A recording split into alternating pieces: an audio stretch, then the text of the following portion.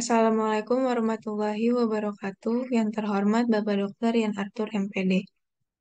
Izin memperkenalkan diri, nama saya Fayaza Amelia Putri dengan nomor induk mahasiswa 1503621090.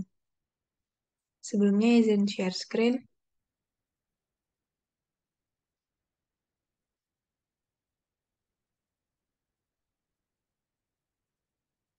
Di sini saya akan mempresentasikan hasil pengerjaan ujian tengah semester mata kuliah Strategi Media dan Pembelajaran yang bertemakan strategi atau model pembelajaran pada mata pelajaran SMK Bangunan. Materi pelajaran yang saya ambil ialah gambar konstruksi bangunan. Kemudian materi pokoknya menggambar utilitas bangunan gedung dengan kompetensi dasar, menelaah gambar sketsa, dan spesifikasi teknis pada gambar utilitas bangunan gedung. Analisis isi atau konten yang saya pilih yang pertama ada mengamati utilitas bangunan gedung dari lapangan. Dan yang kedua, mengerahkan informasi yang meragukan dan menentukan sumber melalui benda konkret seperti buku untuk menjawab pertanyaan yang diajukan tentang penggunaan bagian struktur utilitas bangunan gedung. Selanjutnya di sini ada strategi atau model pembelajaran. Dari hasil analisis isi atau konten pada mata pelajaran menggambar konstruksi bangunan, mengenai materi menggambar bangunan utilitas, maka strategi atau model pembelajaran yang cocok menurut saya ialah strategi atau model pembelajaran berbasis masalah, atau yang sering disebut menjadi problem-based learning.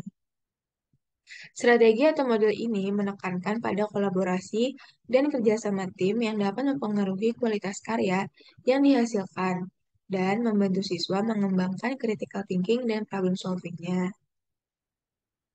Kemudian berikut adalah sintaks pembelajaran yang saya buat.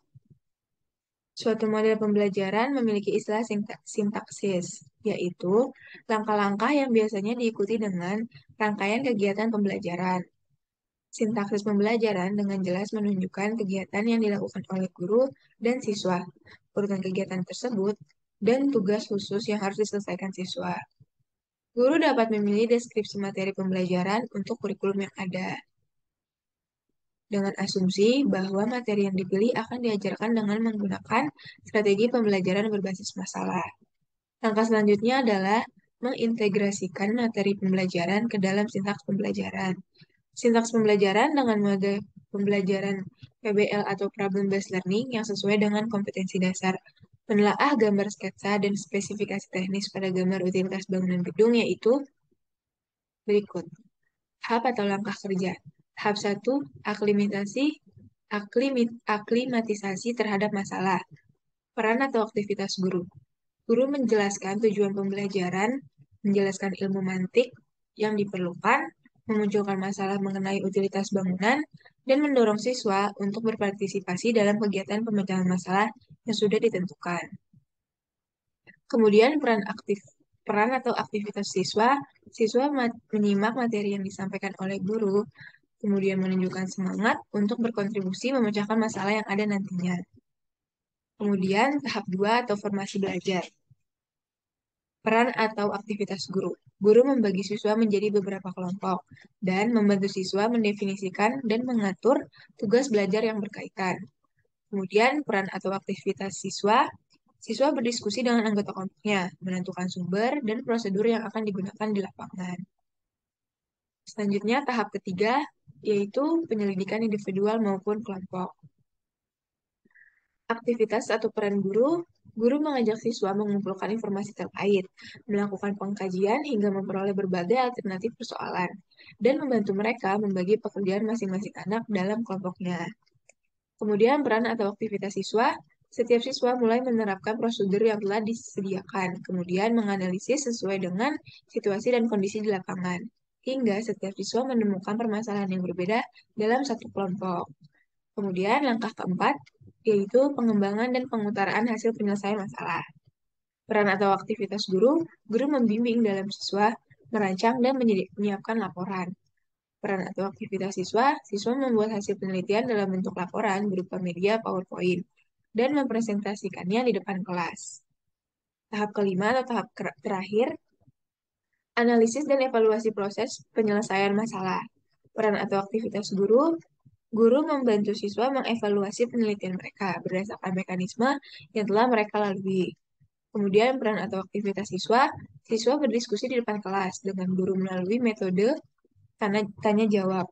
Siswa juga bertanya jawab dengan siswa lain dari kelompok lainnya.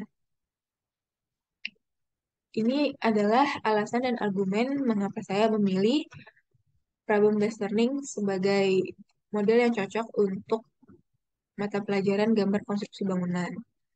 Jadi, gambar konstruksi bangunan sebagai salah satu disiplin keahlian teknik bangunan memiliki tujuan pembelajaran yang dapat dicapai sesuai dengan kurikulum. Dengan bantuan materi ini, siswa akan memahami kelistrikan, pipa ledeng, dan drainase bangunan. Strategi atau model pembelajaran yang tepat untuk disiplin menelaah utilitas bangunan adalah problem-based learning. Kemudian, industri desain teknik juga telah melakukan banyak penelitian tentang penerapan problem-based learning. Berikut adalah hasil penelitian atau fakta risetnya.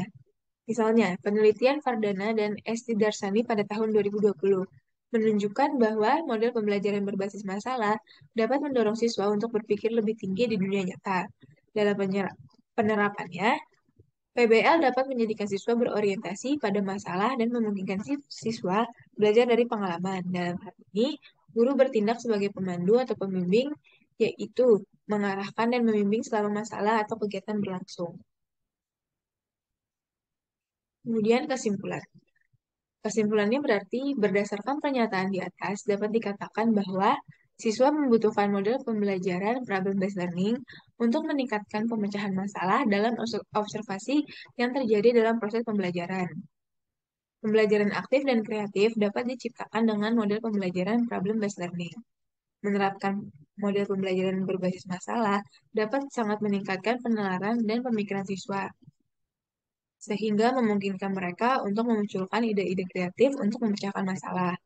Hal ini menjadikan pembelajaran yang menyenangkan bagi siswa dan meningkatkan motivasi serta keberhasilan belajar siswa. Berikut adalah 10 daftar pusaka yang saya gunakan untuk menyelesaikan ujian tengah semester ini. Sekian dan terima kasih presentasi dari saya. Wassalamualaikum warahmatullahi wabarakatuh.